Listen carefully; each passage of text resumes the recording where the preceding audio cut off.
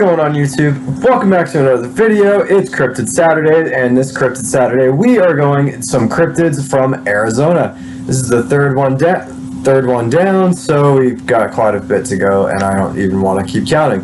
But yeah, guys, all that being said though, I hope you guys find these creatures just as interesting as I do, and if you guys do, please go ahead, hit that like button, hit that subscribe button, drop a comment down below with any cryptids you guys might want me to cover in the future, and hit that notification bell so you never miss an upload from me.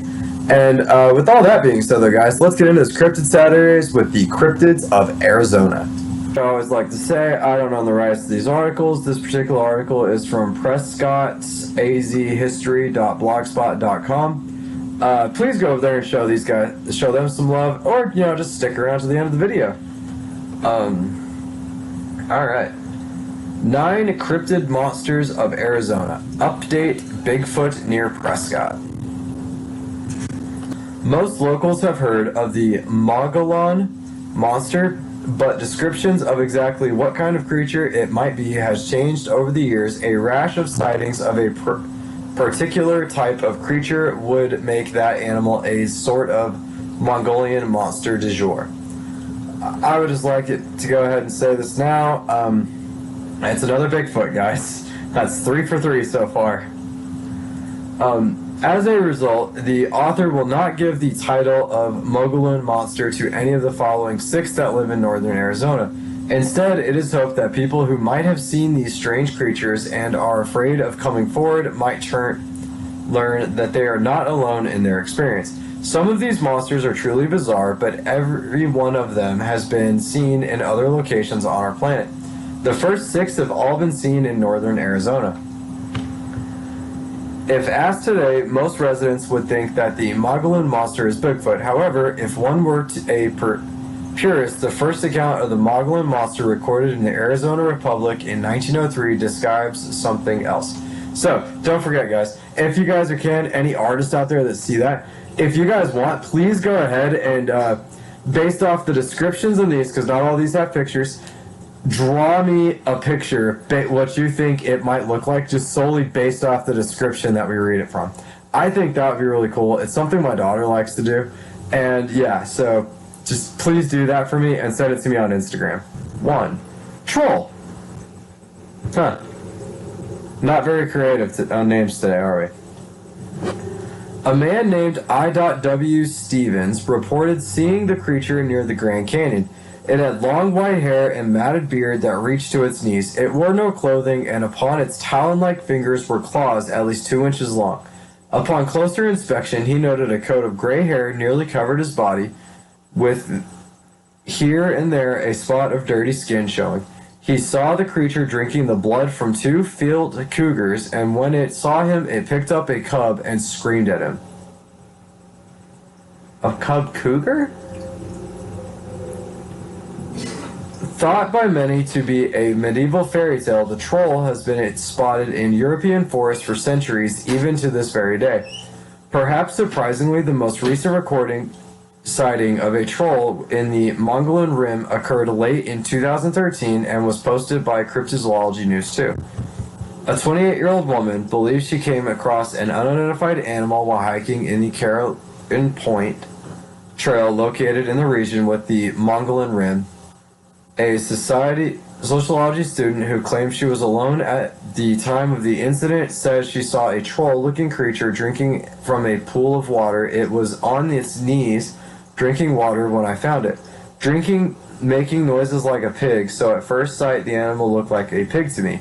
But upon closer inspection, she saw that it had a long hair, gray and blush, and I swear it looked like one of those trolls from a fairy tale. Ugly stuff. The face was human-looking, no hair on it, but full of bumps. The eyes were kind of a brown-red, thick, big nose, small lips, no expression on its face at all. It then looked off, running like a person. Yeah, I don't know. Sounds like a troll. Could also have been a pig. But, you know, pigs don't run away on 2 legs, so I don't know. I mean, she obviously saw something. What I honestly think that probably could have been, more than likely, is probably a bear with mange. Because bears will walk on 2 legs, so that's more likely what she probably saw. But still, hey, it could have been a troll. Who knows? There are some intriguing photos of a troll on a Mongolian rim that were taken with a wildlife camera. Although these images are copyrighted, the reader can view them on the original website by... Can't click here. Sorry, copyright owner changed this link to immediately send people to a bunch of annoying ads, so I had to take it down. Oh, well, that sucks. We'd have wanted to see it if that was still able to be clicked on. Hey, I was right. Here we go. Number 2, Bigfoot. Evidence and sightings of Bigfoot in Arizona are so frequent it would take a book to cover them all. The Bigfoot Research Organization, BFRO, lists at least 32 sightings in Coconino County and at least 8 reports of Bigfoot in Yavapai County, but these listings are hardly inconclusive of them all. During the 1980s, evidence of a Bigfoot living in Hell Canyon near Drake, Arizona was reported by some deadwood harvesters we used to cut firewood in the Kiabab National Forest and saw many tracks many times. Additionally, a possible living quarters was discovered. The site that was most bizarre was a cave with a very big tree covering the entrance. Often reports of the elusive beast involved a piercing, sometimes deafening scream or howl, unlike that produced by any known wildlife. Those who say they've crossed paths with the beast regularly describe an eerie silence prior to their encounter, an applicable stillness in the woods that commonly surrounds predatory animals. More common are reports of a strong foul stench which has been described as that of dead fish, a skunk with a bad body odor, decaying peat moss, and by some with an exceptionally keen sense of smell, apparently the musk of a snapping turtle. How does that person know what a musk of a snapping turtle smells like? Every snapping turtle I've been around has not smelled that bad. So I don't know. That's kind of a weird one, though, to compare anything to. Local Indian legend believes that some Bigfoots leave the Mongolian Rim in the wintertime for the Sierra Prieta Mountains of the Prescott National Forest. The Native American people living in the area, particularly the White Mountain Appalachian Nation, have had encounters as well. In 2006, Koliet Ataha said, "We're not prone to easily talk to outsiders, but there have been more sightings than ever before. It cannot be ignored any longer." Major Grimes, a resident of nearby White River, said it was all black and was tall. The way it walked, it was taking big strides. I put on the brakes and raced back and looked between the 2 trees where it was, and it was gone. Tribal Police Lieutenant Ray Burnett said a couple of times they've seen this creature looking through their windows. They're scared when they call us. They weren't hallucinating. They weren't drunks. They weren't people. They weren't people that we know can make a hoax. Calls. They're from real citizens of the Fort Apache Indian Reservation. Update. Near Bigfoot near Prescott. The author, a recreational hiker, never looks for signs of Bigfoot. However, while hiking west of Thumbbuttle, he was surprised to find a mysterious tree break. Many Bigfoot researchers believe these tree breaks are a sign of Bigfoot's presence and a potential marking of his territory. However, the author readily admits that what he found was Class C evidence at best, and it could not be convinced a single skeptic. Yeah, that's another way they think Bigfoots mark their territory and stuff. So we've got tree breaks, which is basically like, so trees that are just like you reached up, just took it and just went and just killed it over, and it makes like a weird triangle thing. You got like the tree structures, which are like kind of circular, and then you got the ones that just straight up rip trees out of the ground, flip them over, and shove them back in upside down.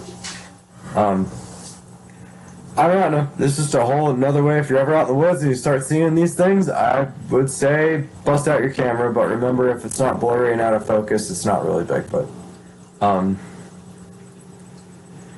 sorry. That's a bad joke, but I like saying that because most Bigfoot photos are very blurry and out of focus.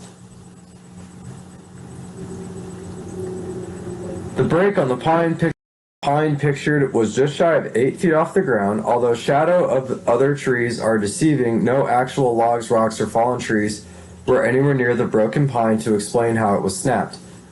If this damage were caused by a microburst or dust devil, why wasn't the adjacent tree damaged? If the damage was caused by a microburst or dust devil, why wasn't the adjacent tree damaged? It stood only inches away. Was it a bear? Could be, but why would a bear climb this tree when other far sturdier ones were right nearby?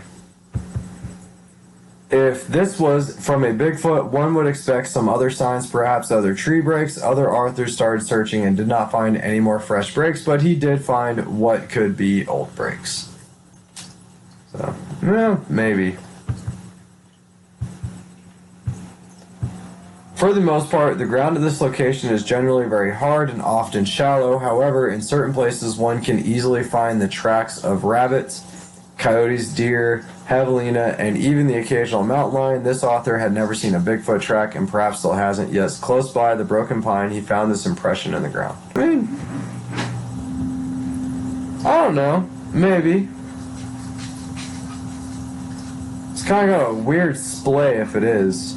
As stated at the outset, there is plenty here for the skeptic to point out. In the future, this writer generally will continue to not look for Bigfoot because he does not want to find him, yet the 8-foot-tall tree break is certainly curious.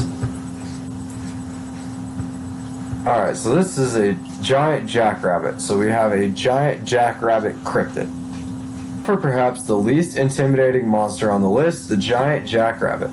Perhaps the idea of a giant jackrabbit grazing about northern Arizona forest may seem outlandish, if not humorous, but such an animal undoubtedly did exist.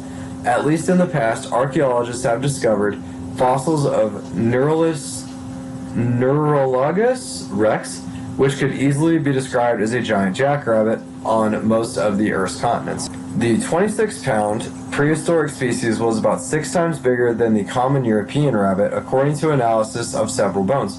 As late as 2006, residents of Felton in northeast England have confirmed that a huge, floppy-eared creature is leaving behind giant paw prints and a trail of destroyed carrots, leeks, onions, and turnips following the nighttime raids.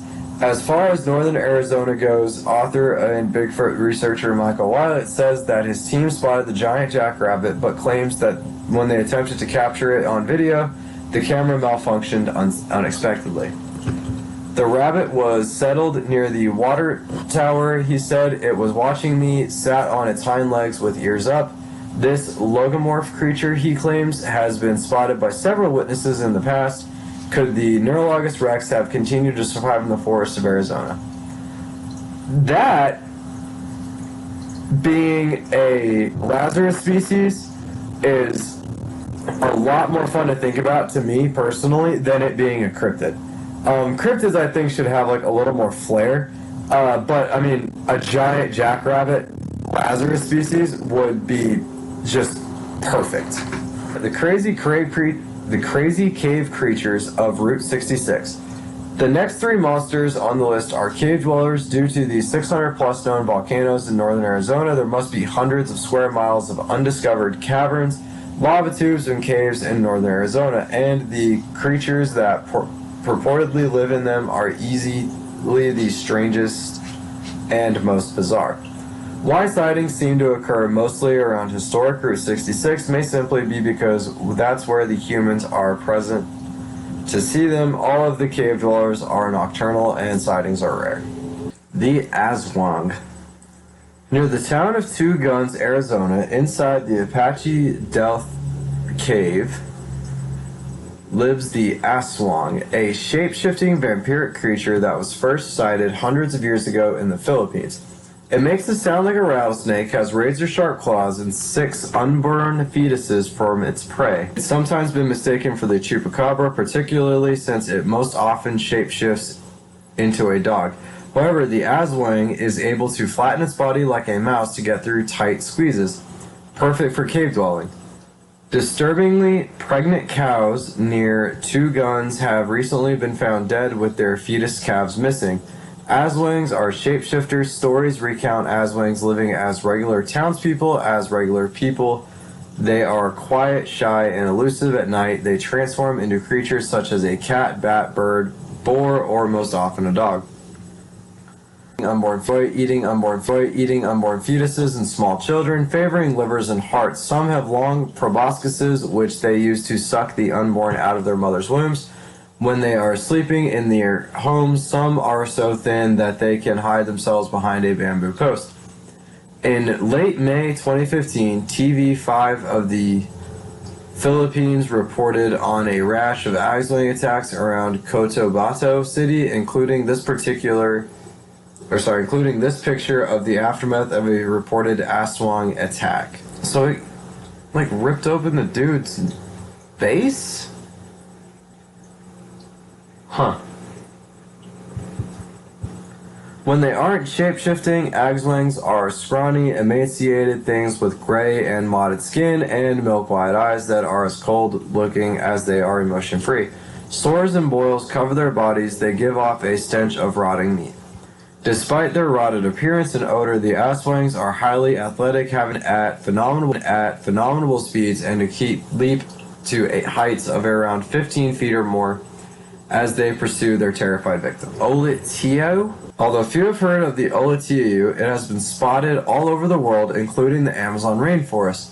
The only known sighting of the Oletio by a scientist occurred in 1932 by famed explorer and cryptozoologist Ivan T. Sanderson in the Cameroon, Africa rainforest. While exploring a river system in the Asumbo Mountains, Sanderson and his hunter partner Gerald Russell were reportedly attacked by an Oletio as they were shooting smaller bats along a stream. Described as a giant avian creature with a wingspan between 10 to 12 feet in length, this king of the bats is reportedly most active in the twilight hours and lives in caves and volcanic lava tubes. In northern Arizona, this fearsome killer purportedly lives in the lava tubes surrounding Humphreys Peak near Flagstaff. One recent witness named Angela saw the Oletio while driving through Oak Creek Canyon and stated Route 89A. When the beast noticed her, it took off into the air and disappeared. Another recent witness is a veterinary assistant named Addison who described a local pet that was brought in. It looked like it had been dropped from several hundred feet far away from any heights. Could it have been dropped by an Oletio? What could have caused such a situation? I think an eagle picked up dude's dog. Personally, but I don't know. Oh, the rake. That's a great trail cam shot. Good lord. So I'm not saying that that's a rake. I'm saying it's some very, very messed up dude running around naked in the woods. At least that photo. But good lord, is that...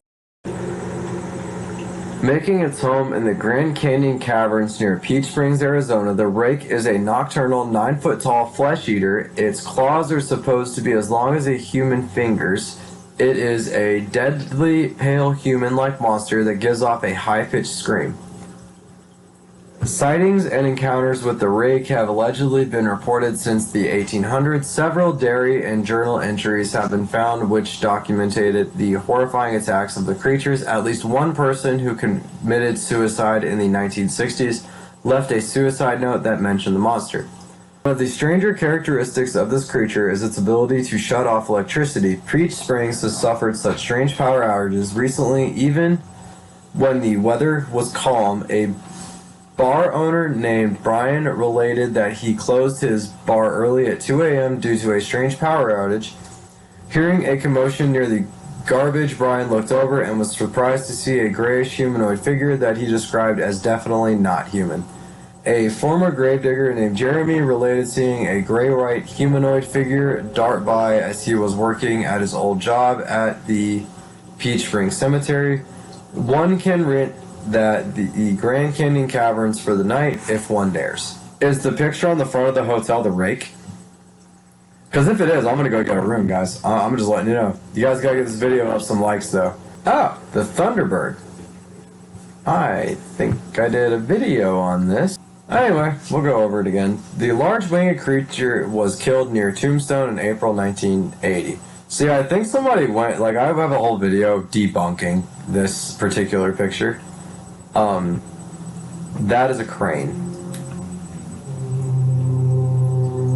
I think that's just like coincidence, but I mean, yeah. I don't think cranes ever got that big. If it did though, this is kind of interesting. But is there really not? Oh. So there's just not gonna be any, like, writing about this? I do like this one though. Like this is a good, like, I would believe this before I believe this picture.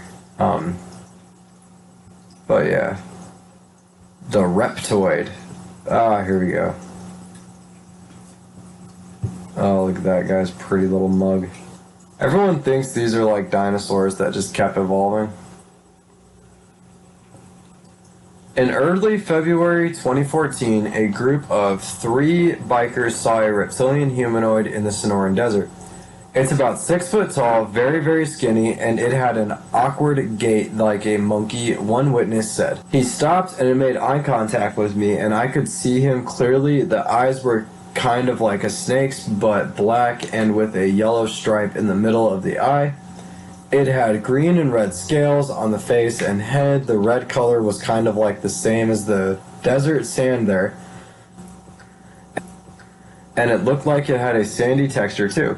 It didn't have a nose, only 2 holes on it. I couldn't see any ears or hair. A red mouth that looked like it had but it don't look like he was bleeding. It looked like a pattern. It reminded me of a chameleon, but it looked like a person too.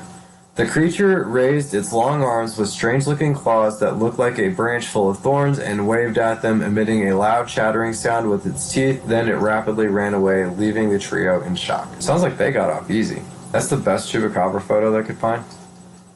Anyway, the chupacabra. Supposed chupacabra attacking a deer camp.